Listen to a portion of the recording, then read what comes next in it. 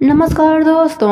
आज मैं आपको गणेश चौथ व्रत में सुनी जाने वाली गणेश भगवान की कहानी सुनाने जा रही हूँ। प्रेम से बोले गणेश भगवान की जय हो, चौथ माता की जय हो। एक समय पहले की बात है। एक गांव में एक भाई बहन रहते थे। भाई बहुत गरीब था पर उसकी बहन पैसे वाली थी। जब बहन के ननद का विवाह था तब बहन ने न अपने भाई को विवाह में आने का निमंत्रण दिया, न ही कोई चिट्ठी भेजी। भाई को बाहर वाले से पता चला कि उसके बहन के ननद का विवाह है। भाई ने गांव वालों को बताया।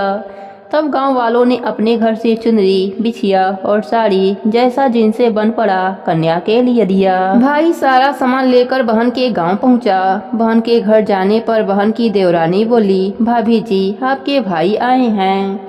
बहन ने पूछा, कैसे आए हैं और क्या पहना है। देवरानी ने कहा, पैदल आए हैं, फटी पगड़ी फटी धोती पहने हैं। बहन बोली, मेरे ससुर हवेली के सामने दुकान में बैठे हैं, मुझे शर्म आती है। भाई को बोलो पीछे के दरवाजे से आएं।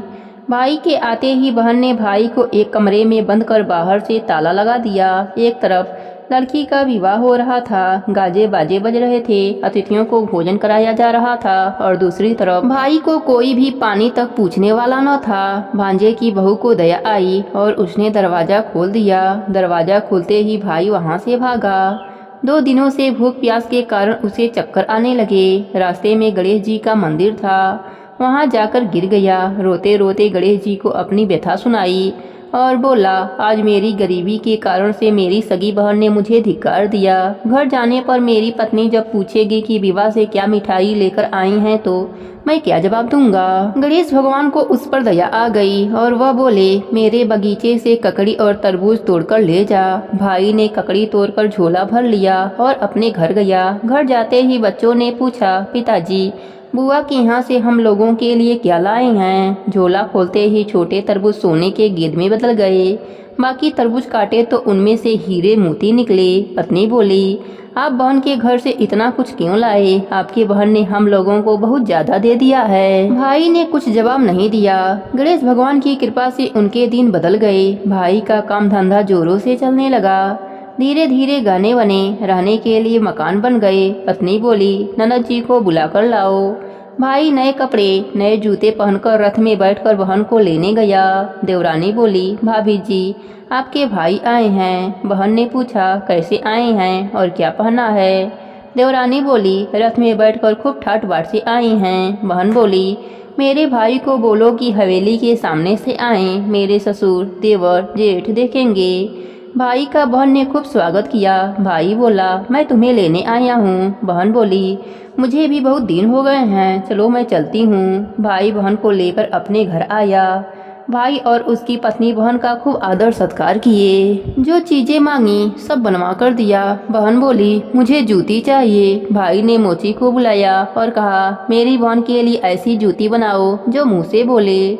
भाई ने बहन को बहुत सारा धन देकर विदा किया, पर अभी तक वह जूती नहीं आई थी। बहन रवाना होने लगी तब मोची जूतियाँ लेकर आया।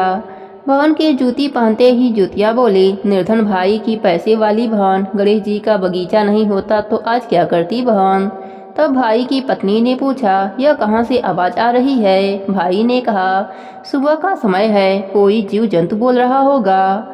भाई ने घोड़े गाड़ी को जल्दी जाने को कहा। बहन के जाते ही पत्नी जिद करके बैठ गई कि जूतियाँ क्या बोल रही थीं।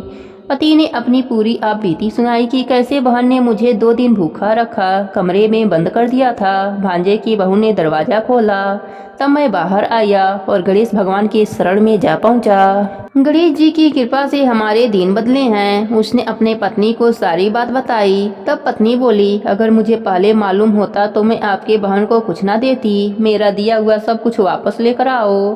तब पति बोला, सुहासिनी की आशीष से ही हमें गणेश भगवान ने सब दिया है। अगर वह मुझे भूखा प्यासा कमरे में बंद नहीं करती तो मैं गणेश जी के मंदिर में क्यों जाता? क्या मैं गणेश जी को अपना दुखड़ा सुनाता?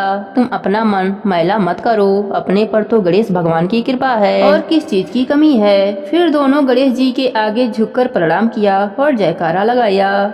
हे गणेश जी महाराज, जैसी कृपा आपने गरीब भाई पर करी वैसे ही अपने सभी भक्तों पर अपनी कृपा बनाए रखना, सबके व्रत को पूर्ण करना।